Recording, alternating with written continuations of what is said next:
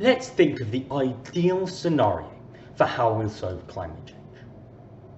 Perhaps it's that we'll get under our target of 1.5 degrees Celsius of warming and we'll reach net zero by 2050 or 2030 even. Well, as ambitious and incredible as these targets are, they're not enough. These targets, despite saving millions of people for suffering, still lock in millions of others for hundreds of years to suffering and death. Let me tell you why. The problem with climate change is that no matter which one of these scenarios we get, we're just not making it worse. That's what these do. They're stopping us making it worse, but they don't actively make it better. Around the world today, millions of people are suffering and thousands are dying. This number will only increase. And so any of these scenarios will just stop it getting worse. We'll still leave millions of people suffering and dying every single year. Just because we reach net zero doesn't mean that the carbon that was built up in the atmosphere suddenly goes down. It's like a bath that's overflowing. Just because we've switched off the taps doesn't mean that we can get into it.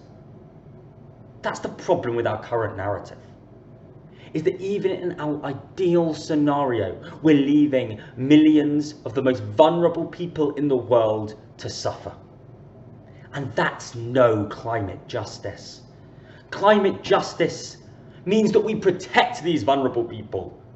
Climate justice means that we leave a safe and stable climate for our generation and for future generations. That's climate justice. And the only way to go to this, the only way to reach this climate justice, is to go beyond net zero. Is to create climate restoration.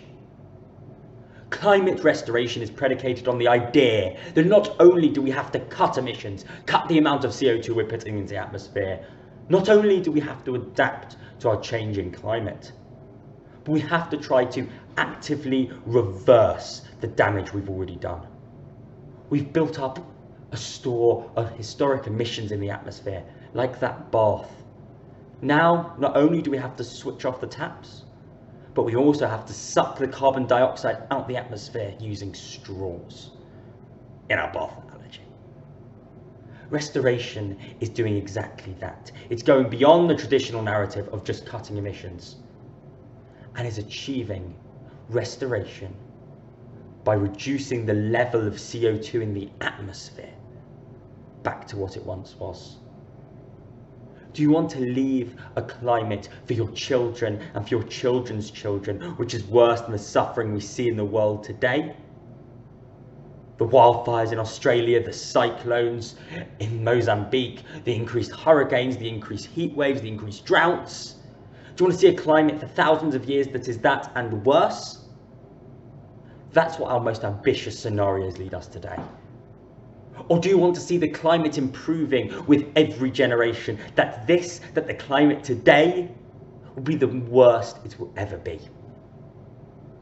Restoration allows us to achieve that second aim, that hopeful vision of the future, and allows us to potentially reverse the biggest failure in all of human history, and that is climate change. We can't do this without cutting emissions. Cutting emissions are the first and most vital step. But that's not enough. We have to go beyond and start removing as well. We have to look beyond net zero. We have to restore.